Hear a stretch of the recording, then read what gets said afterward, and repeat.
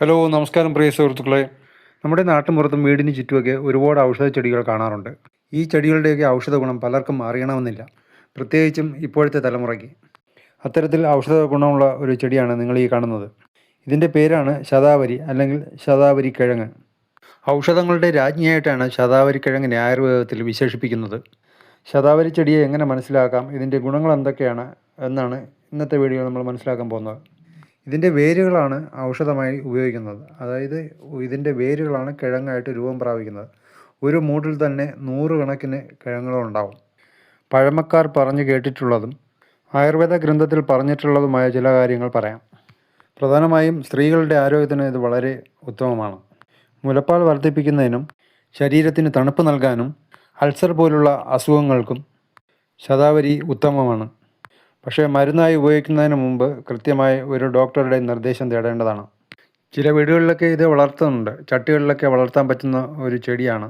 ഇത് വളർത്താൻ വലിയ പ്രയാസമില്ല. കുറച്ച് മണൽ കലർന്ന മണ്ണാണെങ്കിൽ ധാരാളം കിഴങ്ങുകളുണ്ടാവും. ഇതിന് അധികം വെള്ളം കെട്ടി നിൽക്കാൻ പാടില്ല. വെയിൽ കിട്ടുന്ന സ്ഥലമാണെങ്കിൽ ഇതിൻ്റെ വളർച്ച വളരെ വേഗത്തിലാവും. ഇതിൻ്റെ കിഴങ്ങ് ഉണക്കിപ്പൊടിച്ചോ പച്ചയായോ ഔഷധമായി ഉപയോഗിക്കാറുണ്ട്.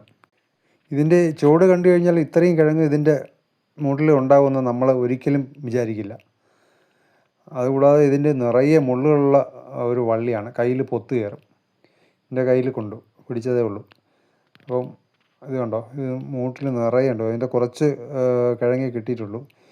ഇതാണ് ഇതിൻ്റെ ഇല കണ്ട സൂചിമന പോലെ ഇരിപ്പുണ്ട്. പക്ഷേ ഇതിൻ്റെ ഇലയിലും തണ്ടിലൊക്കെ നിറയെ മുള്ളുകളാണുള്ളത്. പെട്ടെന്ന് കാണുമ്പോൾ ചാടിക്കയറി പിടിച്ചു കഴിഞ്ഞാൽ കയ്യിൽ നിറച്ച് മുള്ള് പൊത്ത് കയറും. അങ്ങനെ ഇതിൽ മുള്ളുണ്ടെന്ന് ആദ്യം നമുക്ക് തോന്നത്തില്ല. ഇത് വള്ളി പോലെ പടർന്നു കയറുന്ന ഒരു ചെടിയാണ്. ശതാവരി ആയുർവേദത്തിൽ ഒരു പ്രധാനപ്പെട്ട ഔഷധ സസ്യമാണ്. നമ്മൾ അങ്ങാടി കടയിൽ ചെന്ന് ശതാവരി കൽപ്പം എന്നും പറഞ്ഞ് ചോദിച്ചു കഴിഞ്ഞാൽ നമുക്കിതിൻ്റെ ടോണിക്ക് കിട്ടും.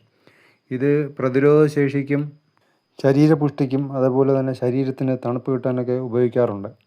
ഇതിൻ്റെ ശാസ്ത്രീയ നാമം ശതാവരി അസ്പരാഗേസി എന്നാണ്. ഇത് ആയുർവേദത്തിലെ ജീവന പഞ്ചമൂലത്തിൽ ഉൾപ്പെട്ടിട്ടുള്ള ഒരു സസ്യമാണ്. അനേകം ഔഷധ ഗുണങ്ങൾ ഉള്ളതിനാൽ ദശവീര്യ എന്ന പേരിലും ഈ ചെടി അറിയപ്പെടുന്നുണ്ട്. ഔഷധ ആവശ്യങ്ങൾക്കായി വാണിജ്യാടിസ്ഥാനത്തിൽ ഈ ചെടി കൃഷി ചെയ്യപ്പെടുന്നുണ്ട്. ഭാരതത്തിലും ആഫ്രിക്കയുടെ ചില ഭാഗങ്ങളിലും ഓസ്ട്രേലിയയുടെ ചില ഭാഗങ്ങളിലും ഈ ചെടി കാണപ്പെടുന്നുണ്ട്.